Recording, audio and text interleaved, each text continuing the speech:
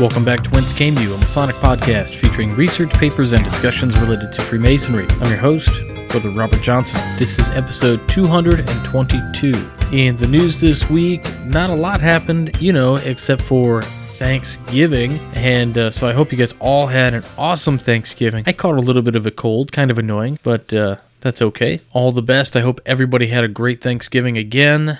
And with that, we are actually recording this just after the Thanksgiving holiday, so I'm on a little bit of an extended holiday with the family, and we'll get right into the episode just shortly here. We've got a pretty good one. It'll be nice and short. We've got a good research piece, a little piece from the news, a famous Freemason, and then we're going to call it for the week. So, really quickly, I did want to mention, sorry that I sounded like I was sleeping in the last episode. Boy, I had the mic a little bit too close to me, and apparently picked up quite a bit of my breathing during the intro and outro of the show. And so no, I was not sleeping while Frater O was talking, but it did sound that way. I do apologize. It was quite annoying to me, but I couldn't just trash the interview, so I hope you powered through it anyway. And with that, we'll go right into the first piece of this week. So the first thing for this week is something I pulled actually from the November-December 2010 posting on the Scottish Rite of Freemasonry Supreme Council, 33rd degree, Southern Jurisdiction, United States of America, by W. Howard Koop, KCCH.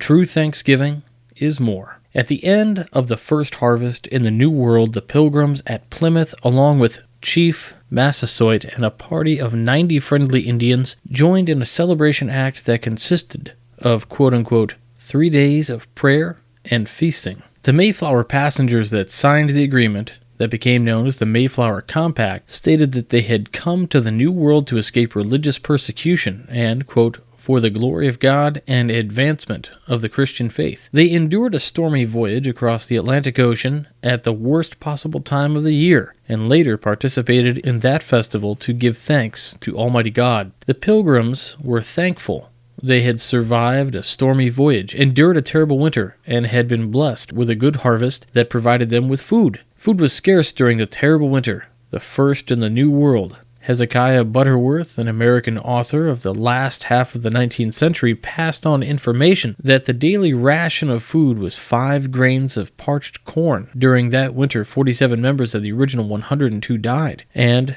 at any one time, only 6 or 7 were in proper condition to attend the sick and bury the dead. On Coles Hill, yet, in spite of the hardships they endured and the sufferings they experienced, those sturdy pilgrims at Plymouth, after inviting the friendly natives to join them, paused to celebrate and to give thanks to God for his providential care. Lest we forget, this is the heritage the Pilgrims passed on to us. A national holiday celebrated with a festive turkey feast commemorates it, but the heritage of those sturdy Pilgrims reminds us that the true Thanksgiving is more. While surrounded by an abundance of things which are the accoutrements of an affluent society, we must not forget that in the back of these things there is the providential care of Almighty God, and, like the Pilgrims, we are recipients of that care. To see life from this perspective is to see that God's mercies, new every morning and fresh every evening, are more than we can number. So gratitude rises in the heart,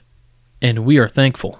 All right, again, just a little quick Thanksgiving piece. I know it's after Thanksgiving, but we really should have that mindset all year long. We always think about how nice people are this time of year, and wouldn't it just be fantastic if we were this nice all the time?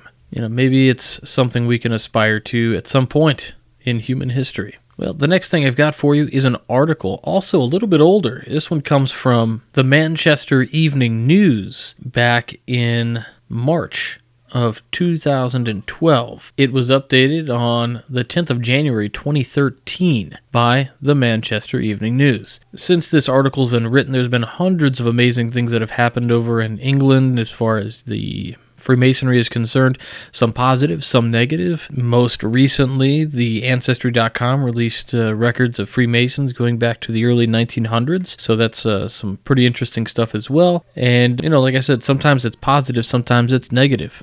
But this one was a pretty good one. It was called Funny Handshakes and Bizarre Initiation Ceremonies, Myths, and the Freemasons.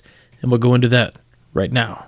Funny handshakes, backhanders for businessmen, and bizarre initiation ceremonies. What's the truth about the Masons? The Brotherhood is stepping out of the shadows to tell us, as David Henry discovers. Nigel Brown doesn't seem like a man at the head of a sinister organization that's secretly controlling the world. With his impeccable manners and perfectly normal handshake, he's somewhat of a disappointment. Nigel is the General Secretary of the Freemasons. It's sort of like being the Chief Executive Officer, he explains with a smile. His headmaster appearance, smart suit, shiny shoes, thinning hair, and benevolent bank manager persona is not matching expectations. Perhaps this is all a cunning ruse, for surely Nigel can't really represent the Masons, that secret sect we know so little about but who hold such a vivid place in our popular imagination. Shouldn't he have had a trouser leg rolled up and be jigging around in an apron? There are some extraordinary myths about Masons, and it's really important to get rid of them. I'm very keen we are seen as a transparent, open organization, he says. So Nigel has commissioned an independent report into the future of Freemasonry by an outside body. When it's published later this week, it's hoped it will highlight the realities of Masonry. It's part of a campaign to cast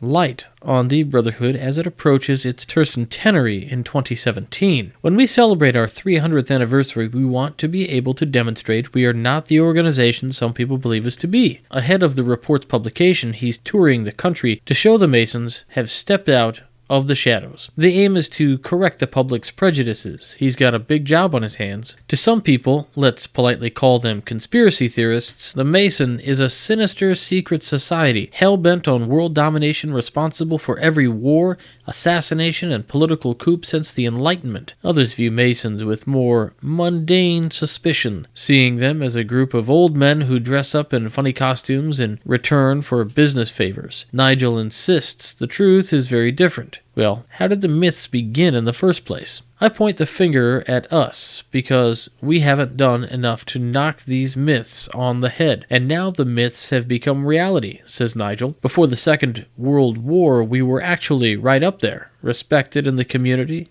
We were very upfront and overt. But then Hitler had a downer on Masons. He sent up to 200,000 to the gas chambers. After the war, Masons became very inward-looking. It became very private, and people wondered what was going on. Nobody corrected the myths that grew up. Right then, Nigel, do the Masons rule the world? He laughs. I would love to say we do control the world, but sadly we don't at all. We don't have any political influence, and nor would we wish to have any. We're not a political organization at all. What about business backhanders? Members are not allowed to do business networking. They can go elsewhere for that, but at our meetings, we don't network. We only support people in their lawful undertakings, but that's to do with friendship rather than business activities. If somebody is sick or about to lose their house, we do what we can to help. It's about supporting each other as friends. Okay, what about women? Why can't they join? There are women Masons, says Nigel. Another myth busted. In fact, anyone can join the Masons. I'm proud that we have people from every age, religion, and social background. The Masons mirror society, and like society, we are very diverse. And the handshakes? There is no Masonic handshake in all the years I've been a Mason. I haven't been given any funny handshake. Well, that's saying something because Nigel's been part of the fraternity since he was 39. Now he's age 64. He's reached the top of the club.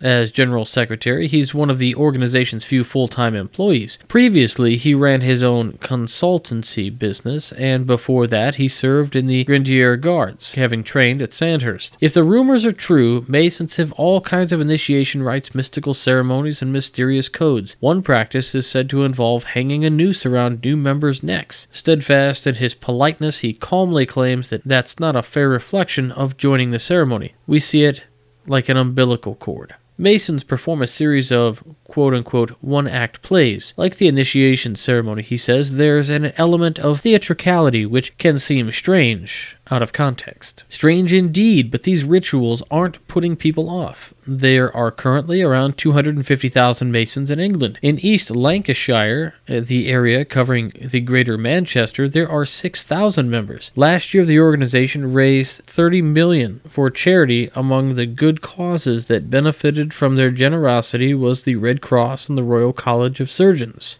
We have a website. It's all there online. We're not trying to hide anything from anyone, he says. So if there are no backhanders, no political plot, what's the point? There's a wonderful feeling of belonging. In the internet age, life can be quite lonely. People are looking for a social structure, and that's what the Masons provide. It almost makes you wish the myths were true.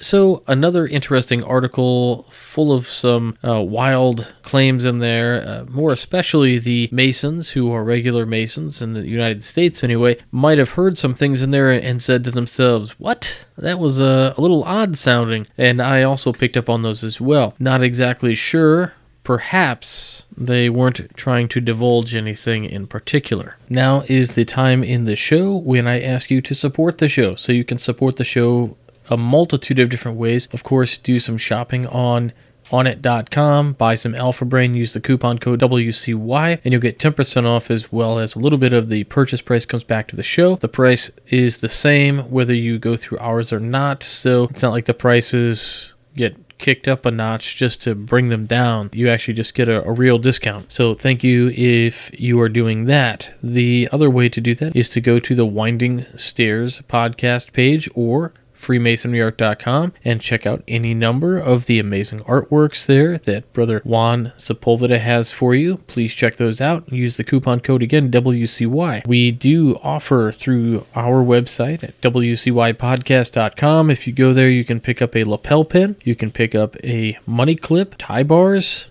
or cufflink sets. They all are very nice. They are the same logo on each one of them. They are not show branded, so they don't have my name or the show's name. It just says Whence Came You, purely Masonic. I think you'll really enjoy them. The pins have a nice E-clasp on the back rather than a butterfly pin back, so it's a little bit more solid. And of course, every lapel pin, tie bar, cufflink set, or money clip, they all will come with the brand new Masonic Roundtable bookmark, which is a really nice one. I hope you guys will like that as well. And of course, last but not least, there are the direct donations through PayPal. So if you pick the amount, whether it's $1 or $2 or 50 cents, whatever it is, you can donate that, and you can even set it up as a recurring donation if you'd like. So for those brothers out there who do support the program, I thank you so very much, because you guys really are the producers of this program. And with that, we'll go right into this week's famous Freemason. This week's famous Freemason is Robert Leo, or Bobby Hackett, born January 31st, 1915, and he passed away June 7th, 1976. He was an American jazz musician who played trumpet, cornet, and guitar with the bands of Glenn Miller and Benny Goodman in the late 1930s and early 1940s. Hackett is probably best known for being the featured soloist on some of the Jackie Gleason mood music albums during the 1950s. Sometime in the 1930s, Bobby Hackett married Edna Hackett. He had 2 children with her, Barbara and Ernie. His son became a musician as well, playing the drums. Hackett passed away in 1976 of a heart attack at the age of 61. The couple lived between Greenwich Village, Manhattan, and Los Angeles, California, while spending their summers in Chatham, Massachusetts. The couple is survived by 2 children, 2 grandchildren, and 4 great-grandchildren. Bobby Hackett was a Freemason and was active with St. Cecil Lodge number 568, which was a lodge specifically for musicians and artists. That's it for this week. Please remember to find us on Facebook, follow us on Twitter, check out the Midnight Freemasons 3 times a week at www.midnightfreemasons.org for 3 articles every single week, Mondays, Wednesdays, and Fridays. Always great content. Don't forget about the Masonic Roundtable, going live every Tuesday night at 10/9 Central. And of course, I would be remiss if I did not mention the status of the Lodge of Gold Part 2 on the Masonic Radio Theater. That is in production. I've received a few sets of audio clips from the actors. We are pursuing to get all of them done, and soon I'll be stitching them all together to compile a great new episode, which should leave you on the seat of your pants, hopefully not for 2 months afterwards. So my apologies for the delay. It is a side project, and with that, it does not come always first. So with that, I hope you guys all have a wonderful week. Remember to stay thankful throughout the year, not just this time of year, and I hope the magic of the season is starting to take a hold of you, and whatever religion you practice, just remember that kindness rules the day. So with that, I'll talk to you all next week. Stay on the level. For Whence Came You, I'm Robert Johnson.